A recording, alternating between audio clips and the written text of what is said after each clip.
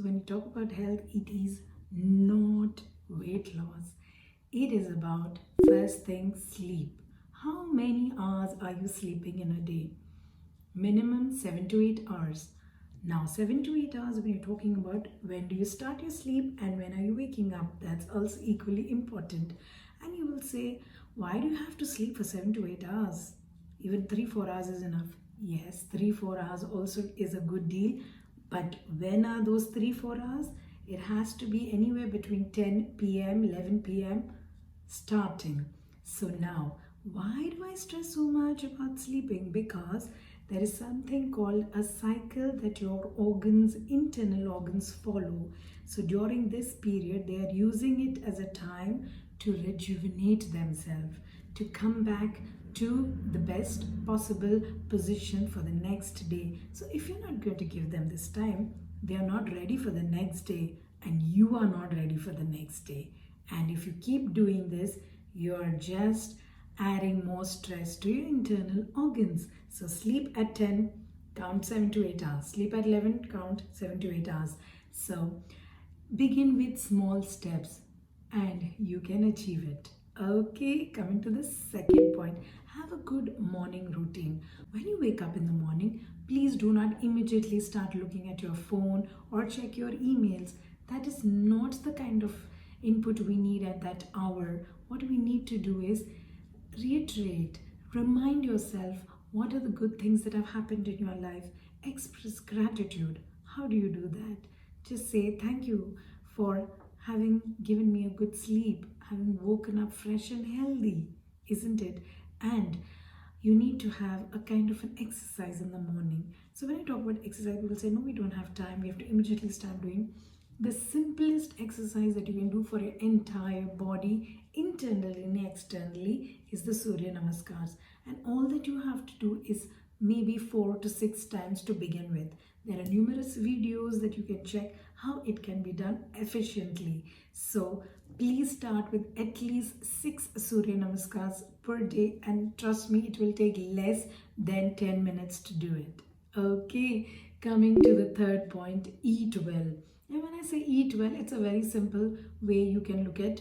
Include different kind of foods throughout the week.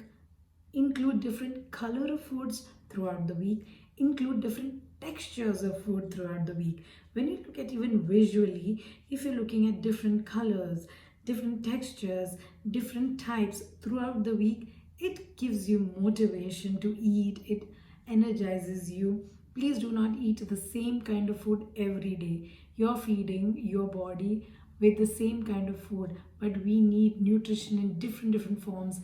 It's like, some kind of entertainment even for your body when you give something different every time. So eat well, do not skip meals, do not stay hungry. Eat when you're hungry, eat slowly. Please do not watch your phone and things like that while eating. The next point is take those pauses. Pause, I mean, is you have like a list of things on your priority which is to be finished in an impractical time span. Is that a valid way of doing things? Well, maybe you are capable of doing things today. You'll do the same thing tomorrow. Your body is going to give way one day or the other. And when that happens, you'll not be able to do even one thing on your priority list. So make realistic lists. And in that list, the priority is going to be your health. And when I say pauses, take a pause to fill your lungs with air. Breathe. The second thing you can do is take a pause, take a glass of water, drink slowly. Feel the water trickle down your organs. That's the kind of pause. Get up from your seat, take a walk, make a call to somebody you haven't spoken in ages.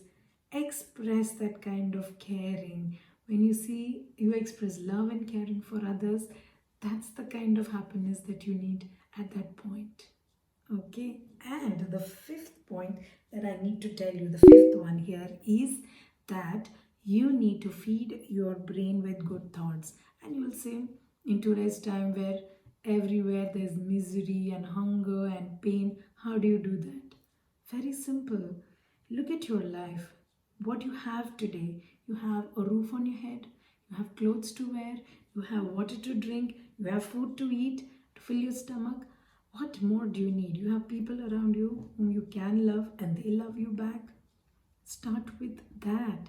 And if you're going to be thinking about, I don't have the latest phone, I don't have the best car, I don't have a big house, that's never going to end. You want these things, you want to work towards it, that's perfectly fine. But be realistic. What if you do not have the latest phone? Will do. But if you don't have the health, what will you do? Isn't it? So I conclude the best thing that you need to remember is health is the wealth that you need today. So please work on it. All the best.